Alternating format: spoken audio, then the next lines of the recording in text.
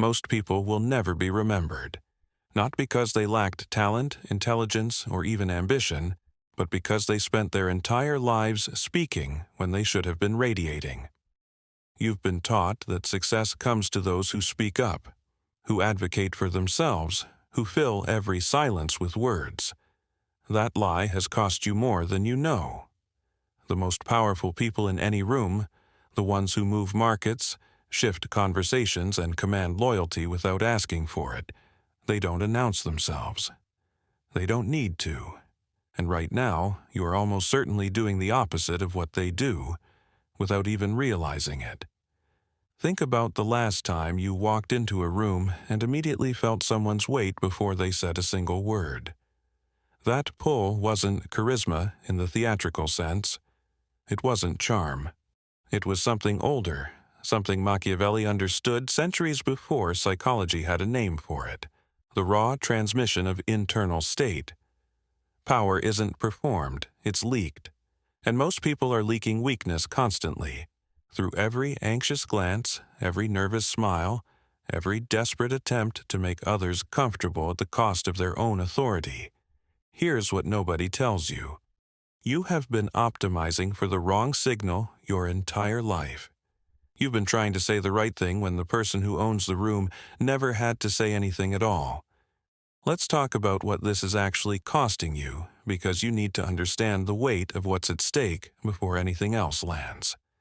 Every professional opportunity you've missed, every negotiation that ended with you walking away with less than you deserved, every relationship where you were treated as an afterthought, every room where your ideas were dismissed until someone else restated them.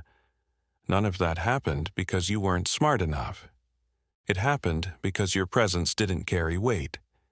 And presence, unlike intelligence or credentials, operates entirely below the level of conscious reasoning. Before someone decides whether to trust you, respect you, or fear you, their nervous system has already made that call. In less than 100 milliseconds, the human brain classifies the person in front of it. Not by what they say, by how they occupy space. The loser's path looks like this. You walk in slightly hunched, slightly rushed, slightly apologetic for taking up air. You laugh too quickly at things that aren't funny. You over-explain. You monitor other people's reactions constantly, adjusting yourself in real time like a thermostat trying to keep everyone comfortable. And the brutal truth is that this behavior, which you've probably been told is considerate or humble, broadcasts one signal above all others, that you do not believe in your own value. People respond to that signal exactly the way you'd expect them to. They take from you, they overlook you. They like you well enough in the way you like furniture. Useful, unimposing, easy to ignore. The winner's path is not loud. It is not aggressive. It does not involve domination in the crude sense. It involves something far more unsettling: stillness with weight. The person on the winner's path has resolved something internally that most people spend their entire lives running from. They have made peace with being perceived. And that peace, that fundamental comfort with their own existence in space, reads to every human nervous system as authority. You're either building that or you're eroding it every single day. There is no neutral position. Now here is where most conversations about body language and presence go completely off the rails, and I need you to pay close attention because this is the mistake that will trap you if you let it. Every course, every self-help video, every LinkedIn post about presence tells you the same thing. Stand straight, make eye contact, speak slowly, take up space, and while none of that is wrong, all of it is surface. All of it is costume. And the human nervous system, which has spent 200,000 years reading threat and status signals, sees through costume instantly. You've felt it yourself. You've met people who had perfect posture and still felt hollow. You've met people who checked every box of confident body language and still radiated desperation. That's because presence isn't a collection of behaviors. It's the external expression of an internal condition. And until you change the internal condition, every behavioral adjustment you make is theater. Nietzsche wrote about the will to power not as domination, but as self-overcoming, the capacity to become what you are most fully, without apology and without permission. The person who has genuinely done that work doesn't need to perform anything. Their presence is simply what happens when someone with a fully inhabited interior walks into a room. The performance is replaced by actuality, and actuality is what commands rooms. So, the first thing you need to understand is this. Presence is not built through behavior. It is built through confrontation. Confrontation with the parts of yourself you've been hiding, suppressing, or apologizing for. Every time you shrink to make someone else comfortable, you carve a little more of yourself away. Every time you laugh at something that offends you, you tell your nervous system that your authentic response is less important than social approval. Over years, over decades, this carving produces someone who has almost no internal mass left, someone whose presence in a room is genuinely weightless because there is no self substantial enough to generate gravity. The most dangerous person in any room is not the loudest. It is the one most fully themselves. Let's go deeper into what this actually looks like in practice. Because theory without application is just philosophy for people who want to feel smart without changing anything. Consider the dynamic of eye contact, which sounds trivially simple, and is in reality one of the most psychologically loaded interactions two humans can have. Most people have been told to maintain eye contact as a sign of confidence. What they do instead is perform eye contact. They stare with an intensity that reads as aggression or neediness, or they break contact in patterns that broadcast discomfort. Neither of these is what you actually see in people with genuine authority. The person with real presence doesn't use eye contact as a tool. They use it as a response. They look at you when they choose to, and when they do, you feel seen in a way that's slightly discomforting. Not because they're staring you down, but because their attention has actual weight. And when they look away without apology, without the nervous glance back that signals they're monitoring your reaction. The withdrawal of their attention is as deliberate as its arrival. This is what dark psychology calls intermittent reinforcement of attention, and it is one of the most potent presence signals in human social interaction. When attention is given fully and withdrawn cleanly, it creates a pull in the other person. They begin to seek your gaze rather than endure it. The dynamic has reversed without a single word being spoken. Now apply this same principle to speech, specifically to silence. Most people are terrified of silence. They fill it compulsively, with filler words, with qualifications, with unnecessary elaboration. I was thinking, maybe, if it's okay with you. This isn't politeness. This is a nervous system broadcasting uncertainty in real time. The person with presence treats silence as a tool.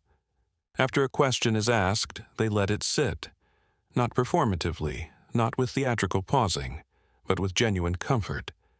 They are not rushing to fill the void because the void doesn't threaten them. This is the single most reliable indicator of internal authority I have ever observed, and it costs nothing except the willingness to be comfortable in discomfort. Machiavelli, in The Prince, identified something that modern social psychology has repeatedly confirmed. People respond not to what is said, but to what is implied by the manner of saying it. The ruler who deliberates slowly and speaks economically is perceived as powerful regardless of the content of his speech. The advisor who speaks rapidly, who volunteers information before it is requested, who fills silence with elaboration.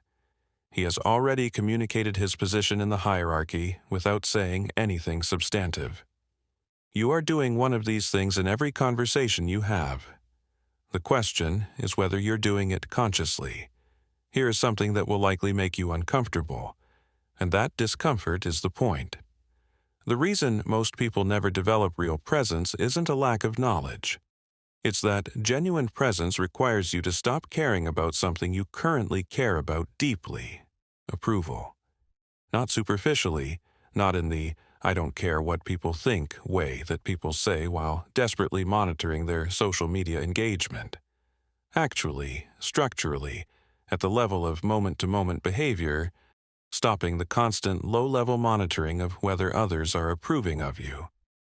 This is extraordinarily difficult because the approval-seeking mechanism is not a bad habit.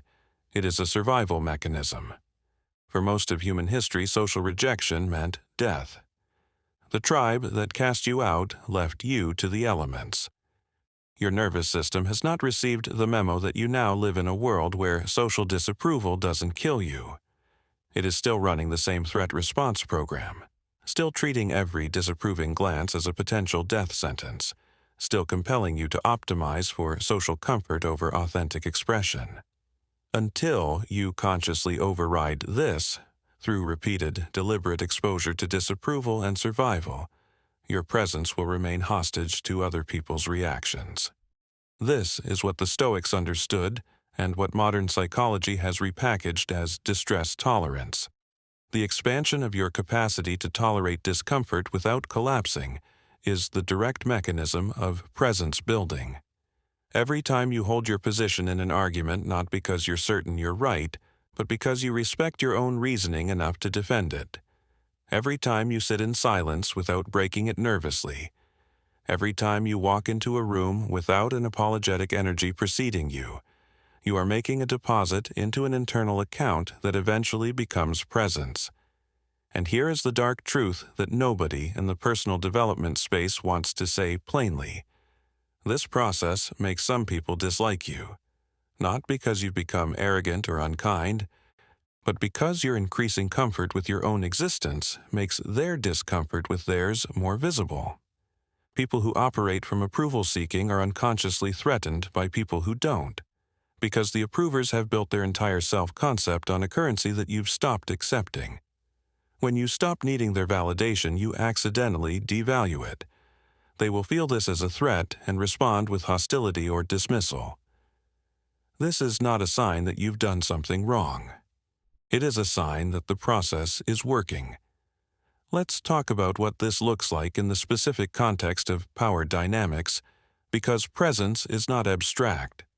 It operates in boardrooms, in negotiations, in relationships, in every interaction where status is implicitly being negotiated.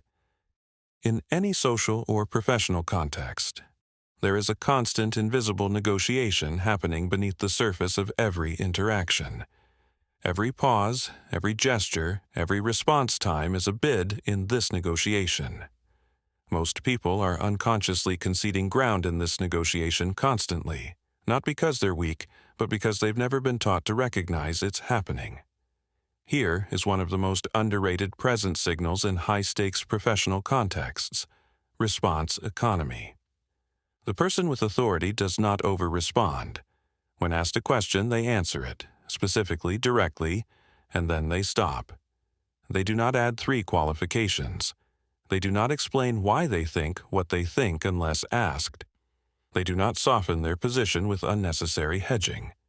This economy of response reads to every observer as confidence in the content of the answer, and confidence in the content reads as authority over the subject matter. Compare this to the over-explainer, who, by giving you everything unprompted, signals that they need you to be convinced, which signals that they are not certain you will be, which signals a fundamental uncertainty about the value of what they're offering. Watch this dynamic operate in a salary negotiation. The person who states their number and then goes silent almost always does better than the person who states their number and then immediately begins justifying it. The justification, however reasonable, broadcasts the signal that you expect resistance, which invites resistance. The silence broadcasts the signal that the number is obvious, which makes resistance feel unreasonable. This is presence as a negotiation tool, not manipulation but the accurate communication of your own conviction. Machiavelli would have called this virtue, not virtue in the moral sense, but the capacity to project force of will in a way that shapes reality. The person who possesses virtue is not necessarily smarter, more skilled, or more deserving. They are simply more fully committed to their own position, and that commitment, expressed through presence, changes the probability distribution of every interaction they enter. Now, I want to introduce a concept that will reframe everything you've heard so far, because we've been building to this and you need the complete architecture to understand why this matters beyond professional settings. Your presence is not just a tool, it is a transmission. Every human being is constantly broadcasting their internal state, their level of self-trust, their degree of peace with their own existence, their relationship with uncertainty and failure. And this broadcast is received by every other human nervous system in proximity, entirely below the level of conscious awareness. This means that everything you believe about yourself is being communicated constantly, without your permission and without your ability to fake it long-term. This is why the behavioral approaches to presence ultimately fail for most people. You cannot fake internal state indefinitely. You can mimic confident behavior for an hour, maybe a day, but the accumulated signal of your internal reality will eventually break through. The nervous laugh at the wrong moment. The eyes that break contact a half-second too soon. The voice that rises in pitch when challenged. These are not behavioral failures. They are leakages of an internal state that hasn't been addressed. The only long-term solution, the only path to presence that doesn't require constant performance, is internal resolution. And internal resolution requires confronting the beliefs you hold about yourself that are generating the signals you're leaking. What do you believe about your right to occupy space? About whether your opinions are worth defending? About whether you are, fundamentally, the kind of person whose presence should carry weight? These beliefs were installed in you, largely in childhood, by people who were themselves operating from unresolved internal states. They are not facts. They are inherited programs, and they are running your presence in every room you enter. The people who command rooms without saying a word have, whether consciously or through accumulated experience, revised these programs. They carry themselves as though their existence is self-evidently valid, not because they're arrogant, but because they have stopped waiting for external confirmation of something that was always internally available. That shift, from external to internal locus of self-validation, is the single most significant transformation available to you. Everything else is downstream from it. We are now approaching something that most people who consume content about power and presence never reach, because it requires you to hold two truths simultaneously that are in genuine tension with each other. The first truth is everything we've discussed. Presence is internal.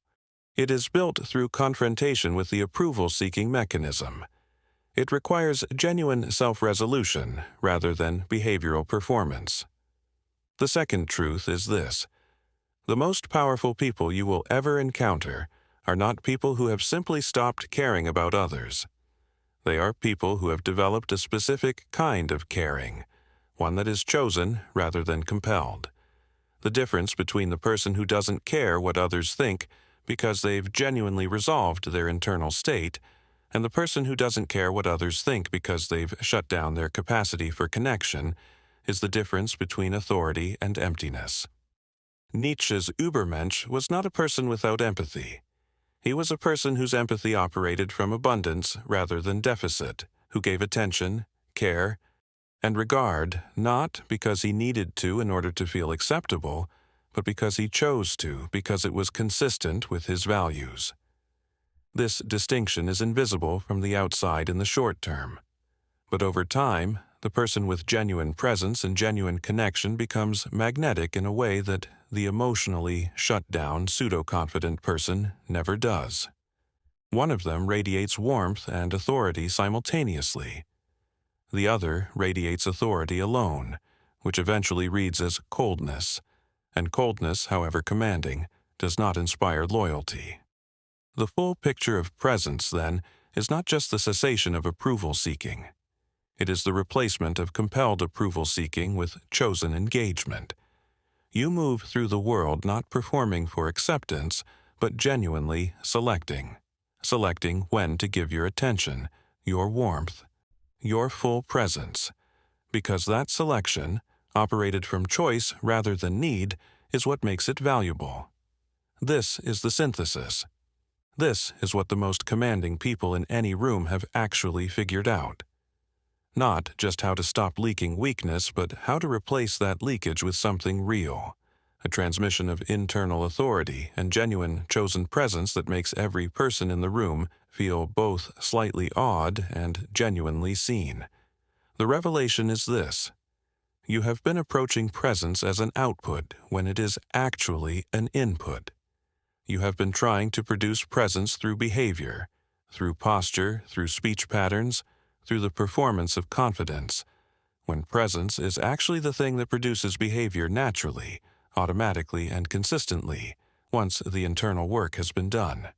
This means the question is never, how do I appear more confident?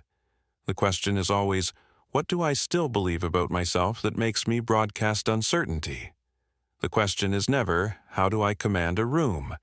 It is, what is still unresolved in me that prevents my natural authority from expressing itself? Every behavioral tip you've ever received about presence is addressing the symptom. The source is internal.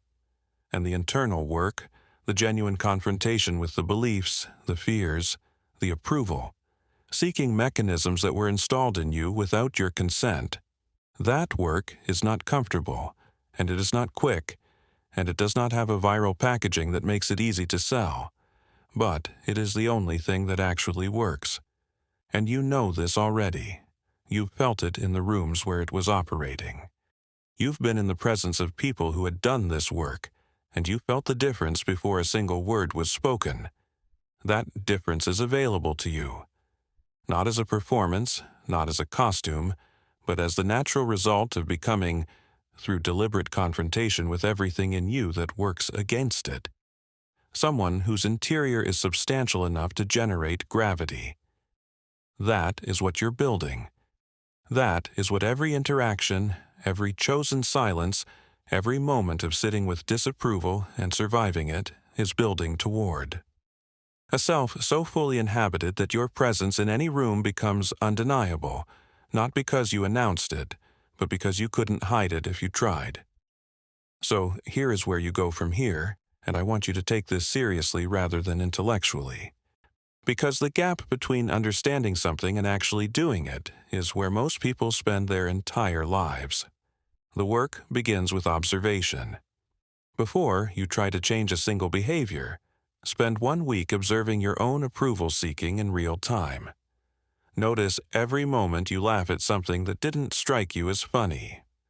Notice every time you soften a clear position with unnecessary qualification. Notice every time you monitor someone's face to calibrate your next sentence. Don't judge it. Just see it. Because you cannot change what you haven't fully acknowledged, and most people have been running these programs unconsciously for so long that they've become invisible. Then, one at a time, begin making different choices. Not all at once. That's performance again, one choice. Sit with the silence after your next statement instead of filling it. State your position once, clearly, and let it stand. Walk into one room this week without the energy of apology preceding you. These are not dramatic changes. They are small, repeated deposits into the account that eventually becomes presence. The path is longer than you want it to be and shorter than you fear. The person you are building is already in you. Not as potential, not as aspiration, but as actuality that has been buried under years of adaptation to environments that required you to shrink. The work is not creation, it is excavation. If this landed for you, if somewhere in this you recognize something true about yourself and felt the discomfort that means it actually hit, then stay close to this channel. Because everything here is built for the person willing to do the actual work rather than collect the easy answers. Subscribe if you're that person. If you're not, this probably wasn't for you anyway. And remember this: the most powerful thing you will ever do is simply be, fully, unapologetically, without the constant referendum of other people's approval. The room will feel it before you say a word, and that is the point. Sonnet 4.5